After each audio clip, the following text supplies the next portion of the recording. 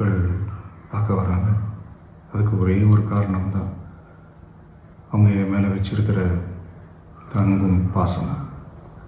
அந்த அன்புக்கும் பாசத்துக்கும் நான் எப்பவும் கடமைப்பட்டிருக்கிறேன். அதனால தான் இந்த சுற்றுப்பயணத்தில் மற்ற எல்லா விஷயங்களையும் தாண்டி மக்களுடைய சேஃப்டி, அதில் எந்த காம்ப்ரமைஸும் பண்ணிடக்கூடாதுன்றதுக்காக தான் அது என் மனசில் ரொம்ப ஆழமாக இருக்கும் அந்த எண்ணம். அதனால தான் இந்த அரசியல் காரணங்கள் எல்லாத்தையும் தவிர்த்துட்டு ஒதுக்கி வச்சுட்டு மக்களுடைய சேஃப்டி மட்டும் மைண்டில் வச்சுக்கிட்டு அதுக்கான இடங்களை சூஸ் பண்ணுறது, அதுக்கான இடங்களை பார்த்து பர்மிஷன் கேட்குறது, போலீஸ் டிபார்ட்மெண்ட்டில் அதை ரிக்வெஸ்ட் பண்ணி கேட்போம். ஆனால் நடக்கக்கூடாதது நடந்துருச்சு.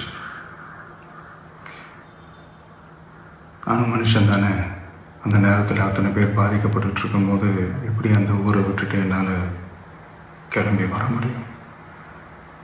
நான் திரும்ப அங்கே போகணும்னு இருந்துச்சுன்னா அதை ஒரு காரணம் காட்டி அங்கே வேறு சில பதட்டமான சுச்சுவேஷன்ஸ், வேறு சில அசம்பாவிதங்கள் அந்த மாதிரி எதுவும் நடந்துடக்கூடாதுன்றதுக்காக தான் நாங்கள் அவாய்ட் பண்ணோம்.